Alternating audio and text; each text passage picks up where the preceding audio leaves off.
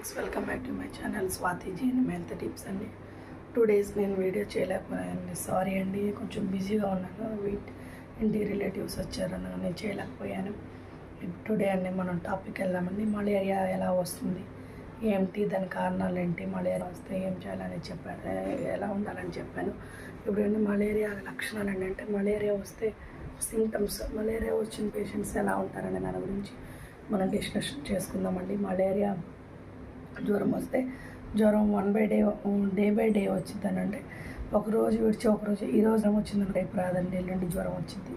అలా 1 day witty 1 day జ్వరం రావడం అనేది జరుగుతుందండి. ఇంకా వామిటింగ్స్, కడుపులో వికారంగా ఉండడం జరుగుతుందండి. నాజియా అంటే వామిటింగ్ వచ్చిన ఫీలింగ్, వామిటింగ్ వస్తుందన్న ఫీలింగ్ని నాజియా అంటారు. వామిటింగ్ వేరే, వామిటింగ్ వస్తుందన్న ఫీలింగ్ వేరే, దాని పేరు నాజియా అండి. అలా కూడా జరుగుతుంది. కడుపులో వికారంగా ఉండడం, కడుపు నొప్పి రావడం అనేది కూడా జరుగుతుంది. చిల్నెస్ అంటే చలితో కూడిన జ్వరం వస్తుంది. ఒకరోజు విట్టి ఒకరోజు జ్వరం వస్తుందని, కానీ అది నార్మల్ జ్వరం రాదండి. చలితో, భయంకరమైన చలితో జ్వరం వస్తుందండి.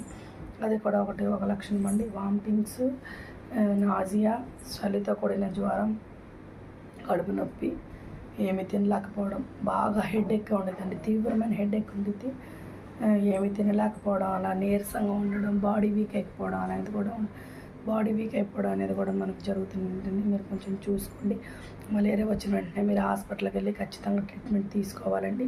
మీరు టెస్ట్ చేయించుకుంటే మీకు ఫస్ట్ ఏ జ్వరం అయినా సరే 3 days కంటే ఎక్కువగా మీరు ఉండకూడదండి.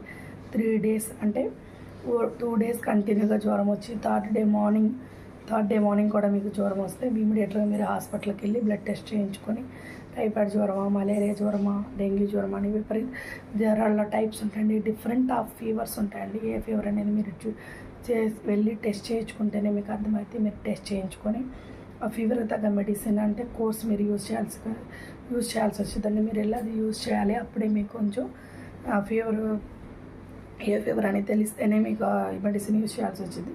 మెడిసిన్ యూజ్ చేసిన తర్వాత మీకు క్లియర్ అయిపోయిందండి. మీరు జాగ్రత్త చూసుకొని, మలేరియా అనేది చాలా డేంజరస్ ఫీవర్ అండి. అది మలేరియానే కదా అని మీరు విడిచిపెడితే అది సెరిబ్రల్ మలేరియా, అంటే బ్రెయిన్కి జ్వరం తగిలిద్దండి. దాన్ని సెరిబ్రల్ మలేరియా అంటారండి. మీరు జాగ్రత్తగా చూసుకోండి. చిన్నపిల్లలకి అయినా పెద్దవాళ్ళైనా ఏ వయసు వాళ్ళకి వచ్చినా సరే మలేరియా జ్వరం అనేది విడిచిపెట్టేది కాదండి.